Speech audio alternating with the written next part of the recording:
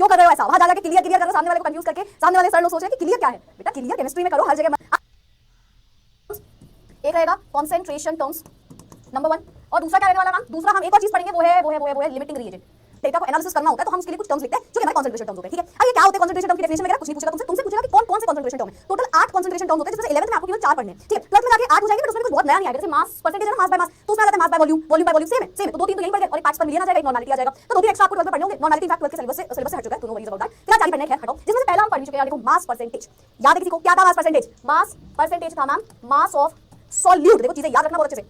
या मैं लिख देती हूं, क्या था मास परसेंटेज? क्या था मैम? ये था mass of solute divided by mass of solution into 100। और ये याद रखना, इनको आप ग्राम्स के टर्म्स में लिख रहे हो यहाँ पे, ठीक है? ये हम पढ़ के गए थे और बहुत अच्छे से चीज पढ़ा था कि ये भाई मास परसेंट क्या होता है ना? हाय गुड इवनिंग हो गया बेटा। हाय कितनी हाय दोगे तुम मैम को? कहीं मेरे जो काम खराब हो गया सारे तुम्हारी वजह से, तुम्हारी हाय लग रही है मुझे। क्यों हाय कर रहे हो? क्यों मुझे हाय दे बेटा? नहीं चाहिए, बहुत लगी हुई है जिंदगी में।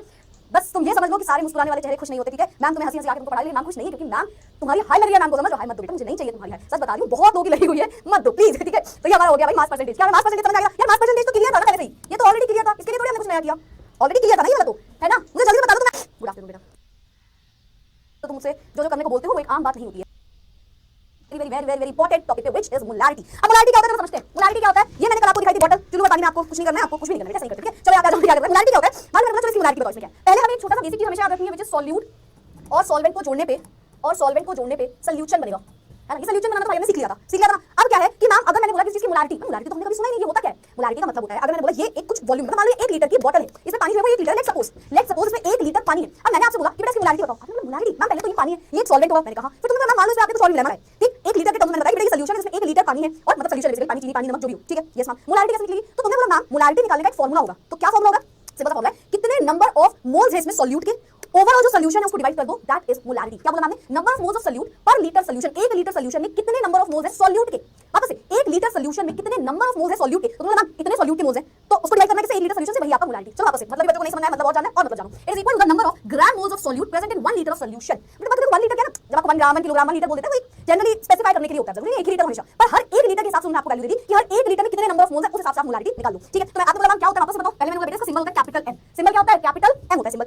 यूनिट क्या होती है? Unit time. देखो फॉर्मूला क्या होता है? Molarity is equals to number of moles of, मैं पूरा लिखूं समझ जाओगे? समझ जाना, लिख देती हूं थोड़ा सा। Number of moles of solute को डिवाइड कर दो वॉल्यूम ऑफ सॉल्यूशन से, और यही हो गया आपका मोलारिटी, वॉल्यूम ऑफ सॉल्यूशन से, जो कि होगा इन लीटर्स। वापस से क्या बोला आपने? नंबर ऑफ मोल्स, ये क्या है? एन मतलब नंबर ऑफ मोल्स, किसके नंबर ऑफ मोल्स? सॉल्यूट के, डिवाइडेड बाय ये क्या है? वॉल्यूम। क्या है ये भाई? वॉल्यूम किसका? वॉल्यूम सॉल्यूशन का, जो कि आपको रखना है इन टर्म्स ऑफ लीटर। तो मोल्स को डिवाइड कर दो वॉल्यूम से, वही है मोलारिटी। अभी क्वेश्चन आता है ना, यूनिट बता दीजिए इसकी, है ना? तो यूनिट क्या होगी मैम इसकी? यूनिट क्या है? देखो नंबर ऑफ मोल्स की यूनिट क्या होगी? क्या बताएगा? 10 चॉकलेट, मैंने 10 चॉकलेट लाए तो तुम बोलोगे 10 चॉकलेट लाए, तो यूनिट क्या है भाई? नंबर्स के हिसाब से 10 मोल लाए तो मोल ही होगी उसकी यूनिट। लास्ट टाइम मैंने आपको मोल कंसेप्ट के टाइम पे पढ़ाया था, MOL होता है यूनिट के टाइम पे, MOL लिख दो तो भी चलेगा। मोल डिवाइडेड बाय वॉल्यूम का क्या होता है? लीटर। तो यूनिट क्या होगी? मोल पर लीटर, ठीक है? मोल पर लीटर, इसे ही आप यूनिट को कैपिटल M से भी लिख सकते हो। तो अगर आप ओवरऑल यूनिट लिखना चाहो तो केवल M लिख दो, मतलब आपका आंसर आ रहा है 5 मोल पर लीटर, मतलब आपका आंसर आ रहा है 5 M, capital M, that is molarity. क्या समझे? एक और मतलब बच्चे इन क्लास एक और बनाना को समझेंगे। 1 लीटर सॉल्यूशन को इमेज नाम की वजह से लगा के लाती है ताकि आपको ये चीज एकदम याद हो जाए अच्छे से। बोला था ना क्लास में याद रखना है ना? तो 1 लीटर सॉल्यूशन में कितने नंबर ऑफ मोल्स प्रेजेंट है? किसके नाम? किसके? सॉल्यूट के। यही होगा उसका मोलारिटी। कितने नंबर ऑफ मोल्स है 1 लीटर सॉल्यूशन में? कितने नंबर ऑफ मोल है 1 लीटर सॉल्यूशन में? हां जी भाई, जल्दी से चैट बॉक्स में आ जाए। In the chat box clear मत बोलना बेटा, क्लियर मत बोलना कि हमें क्लियर हुआ। क्लियर का मतलब होता है तुम्हें आ गया, और क्लियर का मतलब होता है तुम्हें बहुत ही ज्यादा अच्छे से आ गया। क्या चल रहा है? कितने मतलब बनोगे यार तुम? पूरा मतलब ये निकालते हो? हां चलो मैं बता देती हूं एक बार। मोलारिटी होता है कितने मोल सॉल्यूट के 1 लीटर सॉल्यूशन में है, बस ये। अब आप बोलोगे मैम थोड़ा सा क्लियर और करने के क्वेश्चन हो जाते, क्वेश्चन जैसा कोई हमारी जिंदगी में आए तो बात बन जाए। सॉरी बेटा, सॉरी जाना नहीं, क्लास में पता है बहुत ही खराब आवाज है। चलो आ जाते हैं क्वेश्चन पे। कैलकुलेट करना है molarity of a solution containing 5 gram of NaOH 450 ml of the solution. एक मिनट को बोल कर ले, बोलो तो बोल। Number of moles of solute divide molarity किसी सॉल्यूशन जिसमें 5 ग्राम NaOH होगा, 450 ml सॉल्यूशन होगा, ठीक है? तो मोलारिटी क्या है? Number of moles of solute divided by volume of solution in litres, ठीक है? तो मोलारिटी कैसे निकलेगी? यहाँ से कैसे निकलेगी? नंबर ऑफ मोल्स, पहले तो नंबर ऑफ मोल्स निकालना चाहिए। अब नंबर ऑफ मोल्स का फॉर्मूला क्या था? गिवन मास अपॉन मोलर मास, है ना? गिवन मास अपॉन मोलर मास। गिवन मास क्या है? 5 ग्राम। देखो ध्यान सुनो क्वेश्चन को, given mass upon molar mass. Number of moles direct नहीं गिवन है, तो हमें नंबर ऑफ मोल्स निकालना पड़ेगा। गिवन मास कितना है? 5 ग्राम। मोलर मास कितना है? NaOH का मोलर मास निकालो। Na होता है 23 प्लस ऑक्सीजन होता है 16 प्लस हाइड्रोजन होता है 1 सॉल्यूशन इन लीटर। 450 दिया है, आप 450 नहीं कर सकते, क्यों मैम? क्योंकि 450 को कन्वर्ट करोगे लीटर में, तो 450 को लीटर में कन्वर्ट करने के लिए 1000 से डिवाइड करेंगे, ठीक है? तो डिवाइडेड बाय 1000 ये आएगा। तो यानी यहां से हम क्या बोल सकते हैं? यहां से we can say that 5 divided by 40 into 1000 divided by 450। 0 ने 0 को मारा, 5 9 45, है ना? फिर 0 से 0 गया, 2 2 4, 2 5 10, तो कितना आ गया? 5 डिवाइडेड बाय 18, ठीक है? तो यहां से कैपिटल M की जो वैल्यू आ रही है 0.277 समथिंग आ रही है। एक बार प्लीज बेटा कैलकुलेट कर लेना आंसर। मैं कॉल नहीं कर सकती किसी को, मेरी हो जाएगा ना, इसने फोन नहीं उठाया। सल्फ्यूरिक एसिड बहुत इजी क्वेश्चन, अगर पहला क्वेश्चन कर चुके हो भाई, टाइम निकाल, क्वेश्चन रीड करें मैं। 49 ग्राम सल्फ्यूरिक एसिड प्रेजेंट है 100 ml एक्वा सॉल्यूशन में, मोलारिटी बतानी है सल्फ्यूरिक एसिड की। बहुत इजी क्वेश्चन, अगर पहला क्वेश्चन कर चुके हो तो आप दूसरा बहुत इजीली कर लोगे। पहला क्वेश्चन कर चुके हो तो दूसरा क्वेश्चन कर लोगे, ये पोल माना नहीं जाएगा। पहले बता दें अमिताभ बच्चन जी क्वेश्चन में जो गिवन है वो बता देती हूँ, ठीक है। चलो यार 49 ग्राम ऑफ सल्फ्यूरिक एसिड, कोई ऐसा तो नहीं जिससे पहला वाला क्वेश्चन समझ में ना आया हो। हाँ, पहले आपको रखना है formula which is number of moles of solute divided by volume of solution, जो कि आप रखोगे लीटर्स में, ठीक है। कितना हो जाएगा नंबर ऑफ मोल्स। अब नंबर ऑफ मोल्स पहले ही देख बेटा, नंबर ऑफ मोल्स निकालने का तरीका होता है गिवन मास अपॉन मोलर मास। क्या आपको कुछ मास गिवन है? यस मैम 49 ग्राम, तो 49 64% लोगों ने करेक्ट आंसर दिया बेटा, हमारी शायद 80% में लगी थी, तो इसीलिए आप जो है आप रहने दीजिए। रॉन्ग ऑप्शन है ऐसा कुछ, तो मैं चेक करती हूँ। लेट्स सी, तो नंबर ऑफ मोल्स क्या होता है गिवन मास अपॉन मोलर मास। गिवन मास कितना है 49 डिवाइडेड बाय मोलर मास कितना है, मोलर मास सल्फ्यूरिक एसिड का निकालो कितना आएगा। सल्फर का होता है सॉरी हाइड्रोजन का होता है 1 2 टाइम्स हाइड्रोजन है, सल्फर का होता है 32 प्लस ऑक्सीजन का होता है 16 4 टाइम्स ऑक्सीजन है। कितना आ गया 2 प्लस 32 प्लस 64 64, कितना आ गया 4 प्लस 4 इज 8 6 7 8 9 98 है ना, तो 98 आ गया होल डिवाइडेड बाय, ये तो नंबर ऑफ मोल का फॉर्मूला हो गया। वॉल्यूम कितना है 100 ml, 100 आप ml को नहीं लिख सकते, आप इसमें लिखोगे लीटर्स में लिखोगे, तो इसको क्या बोलोगे 100 डिवाइडेड बाय 1000 करोगे तो फिर वो लीटर्स में आ जाएगा। यहां से आप क्या बोलोगे, आप बोलोगे कि मैम 49 अपॉन 98 इनटू 1000 अपॉन 100, 0 से 0 कैंसिल आउट हो जाएगा, 49 2 जा रहा है 2 5 जा रहा है, ऐसा कुछ 49 डिवाइडेड बाय 98 दिस इज 2 जा मतलब 0.5 आ गया, 0.5 आ गया। 100 ml आपको सॉल्यूशन 100 डिवाइडेड बाय 1000 करोगे,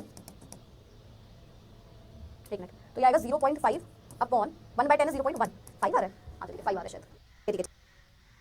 this will be the final answer. I hate you यार, मतलब एक सिर्फ शर्म लिहाज रह गया है, कुछ है कोई इज्जत हाँ समाज में। मैं क्या दिखाऊंगी कि मैंने गलत सॉल्व नहीं किया, मैंने गलती से ऑप्शन गलत दे दिया तो तुम बोल रहे हो हेट यू। बेटा एड्रेस भेजो तुम अपना, एड्रेस भेजो तुम अपना, तुमको बताती हूं मैं, घर आके तुमको बताती हूं मैं, कर तो मैं बताऊंगी, मजाक कर रही थी, धमकी दे दी फालतू की। चलो मोलालिटी पे आ जाओ, ठीक है मोलालिटी पे आ जाओ। अच्छा एक और चीज मजाक में ये मत भूलना कि आपका सिलेबस है, आपको समझ में आना चाहिए। क्या सभी को क्लियर होता जा रहा है हर एक क्वेश्चन? इफ नॉट बेटा मेक श्योर आप पूछ रहे हो, क्लास में बार-बार मैं बोलती हूं अब नहीं आया तो क्या अभी कर, तो हमने उसको उठा के नीचे रख दिया।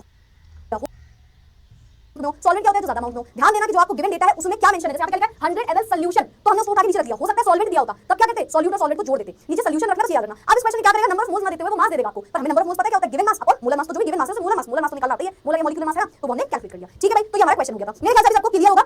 बाकी यूनिट वगैरह गलत मत करना, ये ml को लीटर में चेंज करना तो 1000 से डिवाइड कर देना, ठीक है। चलो अब आते हैं molality, again very important. Molality is भाई ऑफ मोलारिटी। अब आप देख सकते हो थोड़ा सा भाई है, क्योंकि मोलालिटी और मोलारिटी में एक बार मैंने बोला, मैं ऑफलाइन पढ़ाती थी तो मैंने लिखा कि right the difference between molarity, ऐसे लिखा मोलारिटी एंड मोलालिटी। उस बच्चे ने पहला डिफरेंस पता क्या लिखा था, सोचो पहला डिफरेंस क्या होगा, उसने बोला molarity has r and molarity has l in its spelling.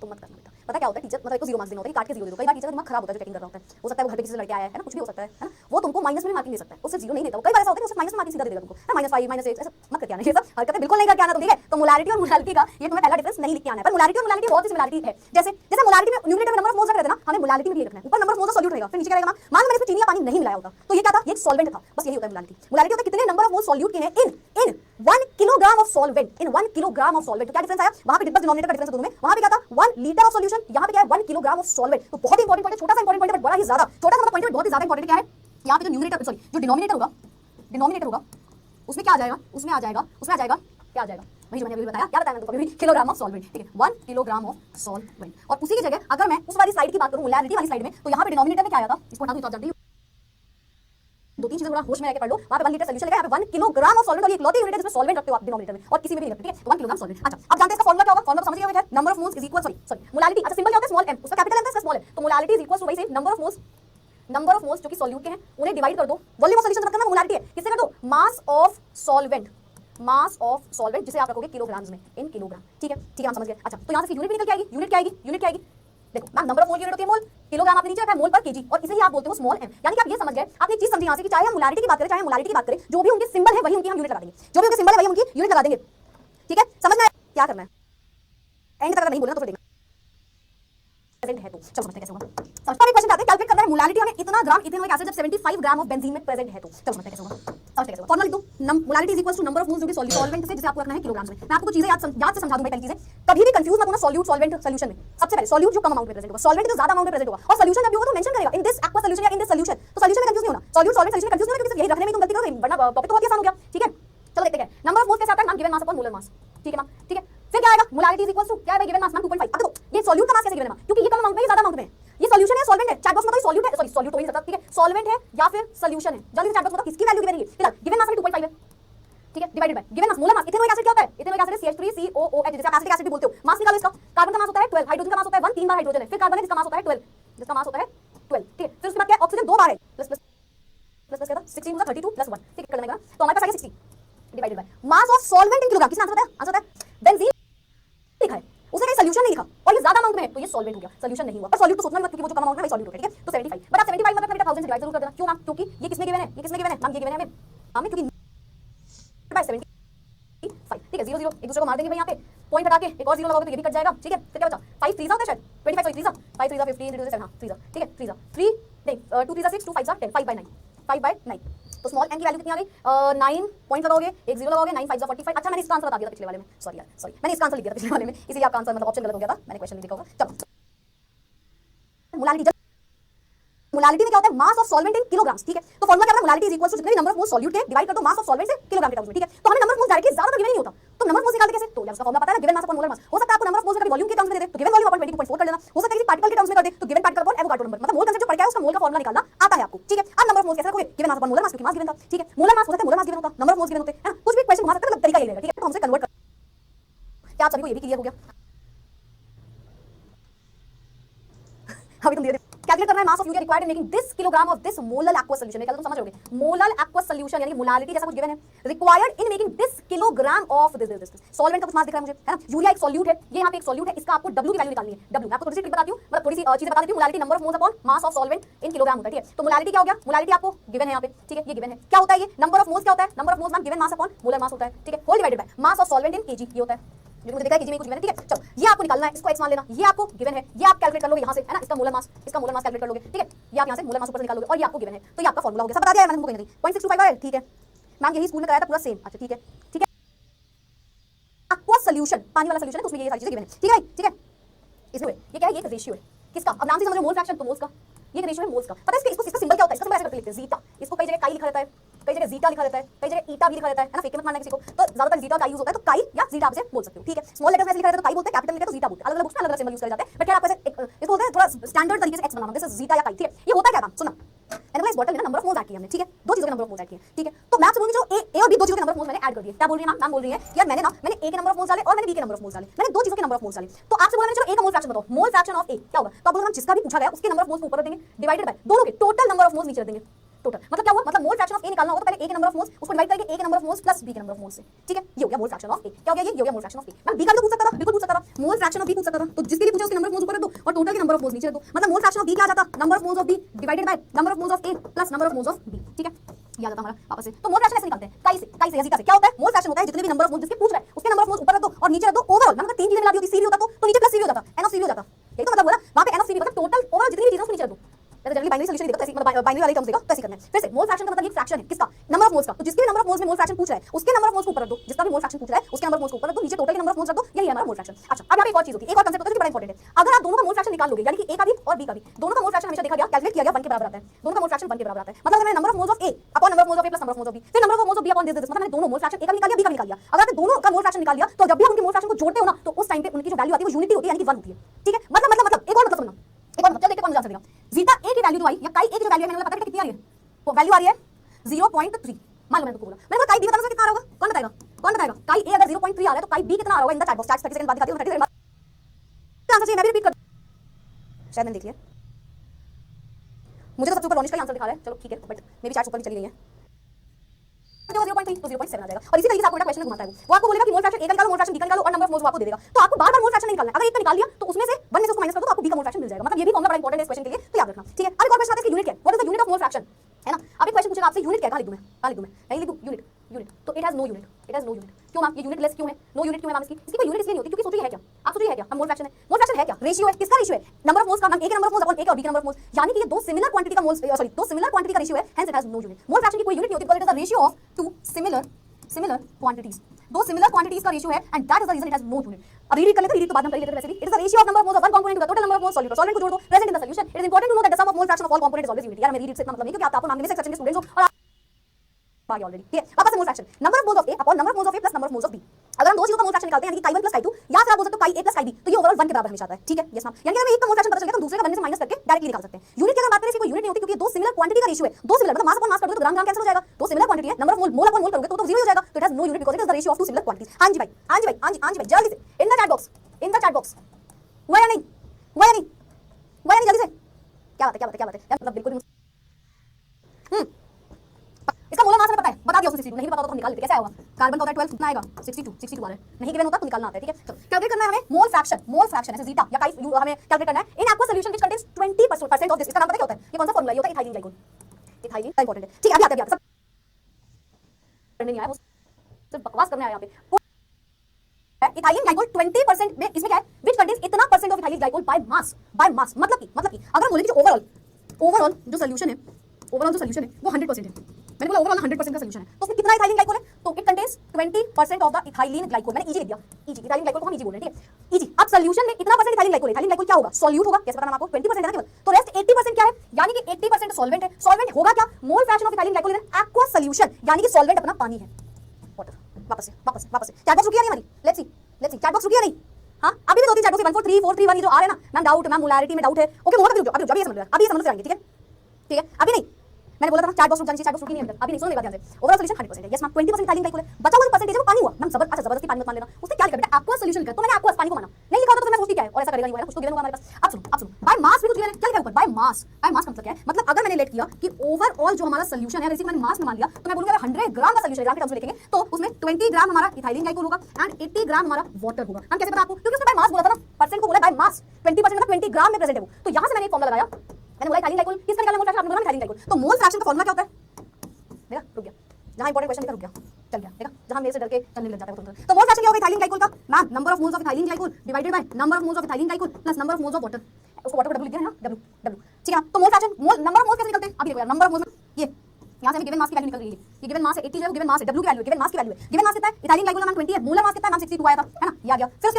बाद number of moles of water भी निकाल लो, गिवन मास कितना है मैम 80 है, चलो पूरा लिख देती हूं, वाटर कितना लिखूं, क्या उधर लिख दूंगी, तो number of moles of ethylene glycol वापस से रखने होते हैं, तो 20 डिवाइडेड बाय 62 प्लस वाटर के लिए कितना होगा, गिवन मास अपॉन मोलर मास, गिवन मास कितना है 80, वाटर का मोलर मास कितना आएगा 80, निकालो यहां से यार, निकालो H2O का मोलर मास कितना होगा, 2 टाइम्स हाइड्रोजन है, एक होता है इसका मास, ये पूरी वैल्यू आ जाएगी, ये आपको लिख देना है उठा के, बोलो समझ में आया, समझ आया या नहीं, मैं इसको कैलकुलेट 0.003 लिख रहा है कोई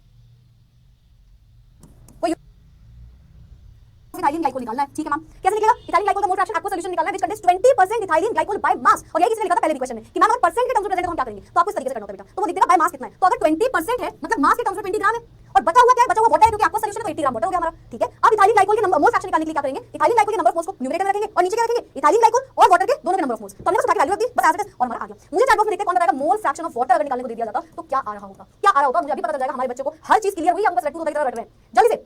अगर मुझे मोल फ्रैक्शन ऑफ इथाइलिन ग्लाइकोल की जगह मोल फ्रैक्शन ऑफ वाटर बोल देता तो क्या हम वापस से फॉर्मूला लगाते, नो मैम, हम बोलते हैं मोल फ्रैक्शन ऑफ इथाइलिन ग्लाइकोल में मोल फ्रैक्शन ऑफ वाटर को जोड़ेंगे मैम तो वो 1 के बराबर आएगा, है ना। इथाइलिन ग्लाइकोल के मोल फ्रैक्शन आ रहे हैं, है ना, यानी कि मोल फ्रैक्शन ऑफ वाटर अगर मुझे निकालना होगा तो 1 में से मैं माइनस कर दूंगी 0.068, है ना, 1 में से मैं माइनस कर दूंगी 0.068, कितना आएगा 10 - 8 is 2, 9 - 6 is 3, 90, 0.932, 0.932 यूनिट में लगाना, और यही हो जाएंगे हमारे फाइनल आंसर, और ये हो जाएंगे हमारे आंसर्स। क्या हमें समझ में आ गया इन द चैट बॉक्स भाई, क्या हमें बहुत ही ज्यादा वाला क्लियर हुआ, बताओ चैट बॉक्स में जल्दी से बता दो, चैट बॉक्स में जल्दी से बता, 0.932, 0.932, वेरी गुड, सबका आंसर आ गया, मुझे 1 2 दिख रहा है, मैं रिपीट 1 2 रिपीट दिख रहा है, मैं चलो अभी करती हूँ ठीक है, तो ये क्लास आसान नहीं होती, तो इथाइलिन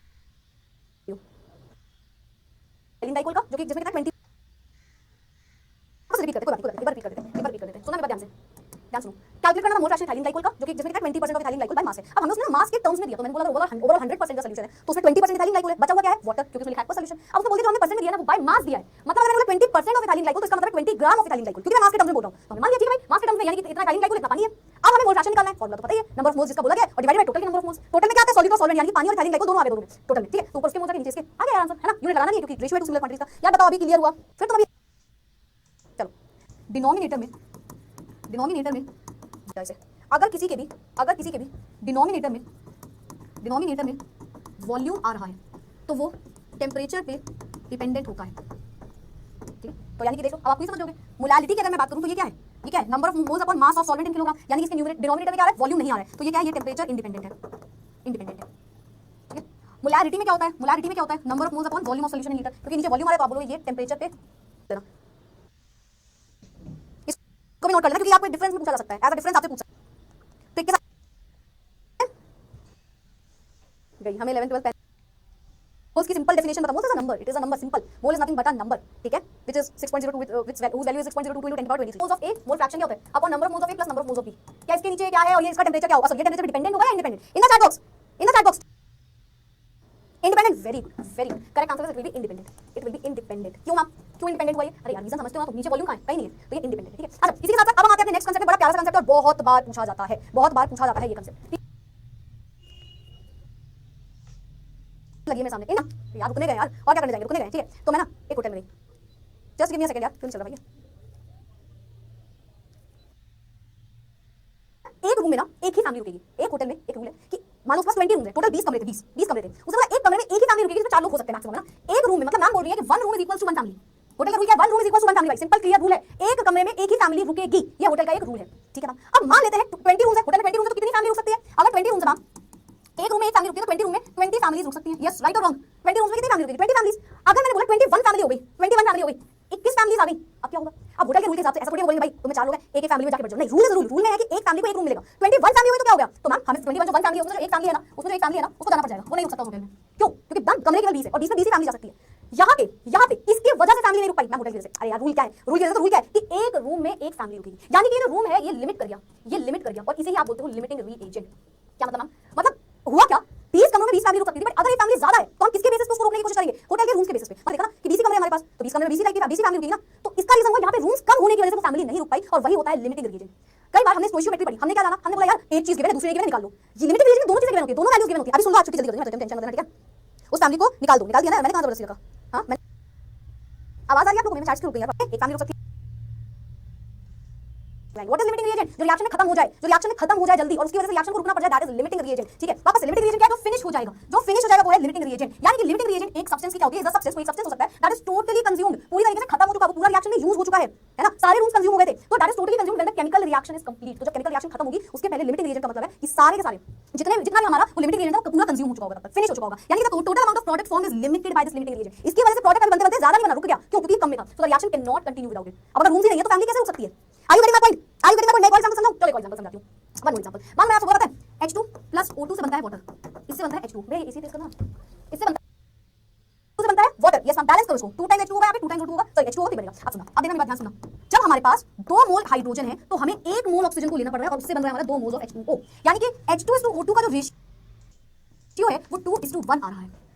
2 टाइम अगर मैं हाइड्रोजन ले रही हूं तब 1 टाइम ऑक्सीजन बन रहा है, 2 टाइम हाइड्रोजन ले रही हूं तब जाके 1 टाइम हमारा ऑक्सीजन बन रहा है। अगर मैं इसको मास के टर्म्स में लिखूंगी तो हाइड्रोजन का मास कितना होता है मैम? 1 होता है। 2 टाइम हाइड्रोजन है, 2 टाइम हाइड्रोजन और ओवरऑल आगे भी 2 लगा, यानी कि 4 ग्राम हाइड्रोजन लेने पे और 32 ग्राम ऑक्सीजन लेने पे बन रहा है हमारा H2O, यानी कि ये क्या है? एक लिमिटिंग रीजन। अब सुनो मेरी बात, 2 बार हाइड्रोजन लिए तब जाके मैं 1 बार ऑक्सीजन लेना पड़ रहा है ना। 2 बार हाइड्रोजन लेने पे 1 बार में क्या लेना पड़ रहा है? ऑक्सीजन लेना पड़ रहा है। आ तो रहा है समझ में?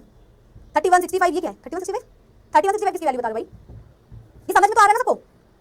हाइड्रोजन के एग्जांपल के हिसाब से लिया ना फिर तो मैंने, बताओ 10 मोल हाइड्रोजन है और 10 मोल ऑक्सीजन है। अब बताओ लिमिटिंग रिएजेंट कौन है? 10 मोल हाइड्रोजन है, 10 मोल ऑक्सीजन है, लिमिटिंग रिएजेंट बताओ। 2 मोल हाइड्रोजन में जब 2 मोल हाइड्रोजन के थे तो 1 मोल ऑक्सीजन का यूज हुआ था, यानी कि अगर 10 मोल हाइड्रोजन के हैं तो कितना ऑक्सीजन यूज होगा? 10 मोल है तो 5 मोल ऑक्सीजन यूज होगा केवल, यही तो मतलब हुआ। 10 मोल हाइड्रोजन है तो 5 मोल ऑक्सीजन यूज हो रहा है। जल्दी से बता दो दोनों में से लिमिटिंग रिएजेंट कौन हो गया? लिमिटिंग रिएजेंट कौन हो गया? 10 मोल हाइड्रोजन से 5 मोल ऑक्सीजन यूज हो रहा है। मुझे पता तुम्हें किसका आंसर क्या आएगा? इनका क्या जल्दी से लिमिटिंग रिएजेंट कौन हो गया? ऑक्सीजन या हाइड्रोजन? अरे क्या बात है, सही आंसर आने लगे, गलत भी आ गया, वेरी गुड, लग रहा था मुझे। बहुत सारे ऑक्सीजन मिल गए। सुनना बेटा, एक बात बताना मुझे, ये तो पूरा यूज हो गया, कंप्लीटली कंज्यूम्ड हो गया। क्या ऑक्सीजन पूरा यूज हुआ? नो मैम, इसके तो 5 मोल भी बच गया, यानी कि एक्सेस में था, और क्योंकि हाइड्रोजन पूरा कंज्यूम हो गया तो रिएक्शन रुक जाएगी। तो हमें जो भी आंसर निकालना है हाइड्रोजन लेके बेसिस पे, जो भी आंसर आएगा वो लिमिटिंग रीजन के बेसिस पे आएगा। जिसको कुछ भी समझ नहीं आया, कुछ भी क्लियर नहीं हो, उसको और मतलब भी बनना है और मतलब जानना है, तो मैं एक और बार समझाती हूं। लिमिटिंग रीजन का मतलब होता है जो रिएक्शन में इतने अमाउंट में प्रेजेंट है कि उसके बेसिस पे हम आंसर निकालेंगे। स्टोइशियोमेट्री क्या होती है? जिसमें एक चीज देके दूसरी चीज पूछ लेगा, यहां पे दोनों चीजें देगा, बोलेगा ये इतना बताओ क्या होगा रिएक्शन में। तो हम जो आंसर निकालेंगे वो लिमिटिंग रीजन के बेसिस पे निकालेंगे। लिमिटिंग रीजन क्या कहता है कि यार मैं हमेशा कम अमाउंट में होता हूं, लिमिट कर जाता हूं, मेरी वजह से रिएक्शन जल्दी खत्म हो जाएगी। लिमिटिंग रीजन क्या बोलता है कि अगर मैं खत्म हो गया तो रिएक्शन को रुकना पड़ जाएगा, रूम खत्म हो गया तो फैमिलीज नहीं आ सकती अंदर कोई भी और, यही तो मतलब हुआ। तो लिमिटिंग रीजन का सिंपल सा मीनिंग होता है कि वो लिमिट कर जाता है, वो रिएक्शन में खत्म हो जाएगा जल्दी, टोटली कंज्यूम हो जाएगा जल्दी, फिनिश हो जाएगा वो रिएक्शन में। जैसे यहाँ पे हमने बोल दिया कि यार ये रिएक्शन है और इसमें ना 10 मोल था, इसमें ना 10 मोल हाइड्रोजन मैंने तुम्हें दे दिए थे और 10 मोल ऑक्सीजन के भी दे दिए थे। अब बैलेंसिंग के हिसाब से हम रेशियो तो निकाल लेते हैं मोल्स का। तो मैंने बोला जब 2 मोल्स हाइड्रोजन है ना तो केवल 1 मोल ऑक्सीजन यूज हो रहा है, तो मैंने बोला 10 मोल हाइड्रोजन दोगी तो 10 मोल हाइड्रोजन दोगी तो आपने बोला मैम 2 मोल में 1 मोल ऑक्सीजन यूज हो रहा है, मतलब 10 में से 5 मोल यूज होगा, है ना, और रिएक्शन नहीं रुक जाएगी। क्यों? क्योंकि हाइड्रोजन तो खत्म हो गया ना, इसके बाद लिमिट कर दिया हाइड्रोजन, तो ये अपना लिमिटिंग रिएजेंट हो गया, ये अपना लिमिटिंग रिएजेंट हो गया। एलआर से इसको डिनोट करोगे और जो बच गया उसे अनरिएक्टेड सब्सटेंस भी बोल सकते हो, अनरिएक्टेड रिएजेंट भी बोल सकते हो, साथ ही साथ एक्सेस रिएजेंट भी बोल सकते हो। अभी मुझे बताओ क्या इस एग्जांपल के हेल्प से आपको चीजें क्लियर हुई भाई? क्या आपको इस एग्जांपल के हेल्प से चीजें क्लियर हुई? इन द चैट बॉक्स, जल्दी से in the chat box, repeat भी कर दिया, 2-3 बार रिपीट कर दिया, बताओ H2 तो लिमिटिंग रिएजेंट क्या हुआ? देखो 3 ग्राम अगर ये होता तो 28 ग्राम ये यूज हो रहा है ना, ये तो मतलब यानी कि ये रिएक्शन में खत्म हो जाएगा और जो खत्म हो जाएगा वही अपना लिमिटिंग रिएजेंट है। टेंशन मत लो, लिमिटिंग रिएजेंट नहीं है तो नेक्स्ट क्लास समझेंगे, फिलहाल इसका डिफरेंस जानो पहले। Limiting reagent is the reactant of a particular chemical reaction that limits the formation of the product, limits the formation of the product, यानी कि इसके खत्म होने की वजह से हमारी रिएक्शन रुकती है। Excess reagent is the reactant that is present excess in the reaction of the mixture, ये ज्यादा में प्रेजेंट होता है, ये पूरी तरीके से कंज्यूम हो जाएगा रिएक्शन में। हाइड्रोजन पूरा 10 मोल खत्म हो गया लेकिन ये पूरी तरीके से नहीं होगा, इसमें कुछ ना कुछ बच जाता है ना, पर वो लिमिट करेगा। Not present at the end of the reaction, आखिरी में जब रिएक्शन देखेंगे तो ये प्रेजेंट नहीं होगा। क्यों? क्योंकि लिमिटिंग का पूरा खत्म हो गया, some amount is present at the end of the reaction, कुछ छूट जाएगा रिएक्शन में। Limits the amount of the product that is formed from a reaction, और यहां पे कोई इफेक्ट ही नहीं पड़ेगा अगर ये लिमिट हो गया, क्योंकि ये तो अपना एक्सेस में प्रेजेंट होगा। क्या अभी आपको अच्छे से क्लियर हुआ बेटा? क्या थ्योरी पोर्शन लिमिटिंग रिएजेंट का क्लियर हुआ? इन द चैट बॉक्स जल्दी से, क्या हमें थ्योरी पोर्शन बहुत अच्छे से क्लियर हो गया? अब मेरी एक दो बातें सुन लो, इसको हम कल की क्लास में कंटिन्यू भी करेंगे, ठीक है, कंटिन्यू भी करेंगे। थ्योरी पोर्शन मैंने समझा दिया, क्वेश्चन कल करेंगे। अच्छा पहले मुझे ये बताना, इसके पहले मुझे ये बताना ये बताओ जल्दी से। अब हम दो काम कर सकते हैं, या तो मैं कल ही टेस्ट ले लूं टेस्ट, ठीक है, बट अब कोई मत बनाना, रोज रोज नहीं टेस्ट नहीं लगाऊंगी। खत्म, टाटा बाय बाय। फिर मिलेंगे सारी मतलब तो कल के सेशन में 5 बजे का सेशन है।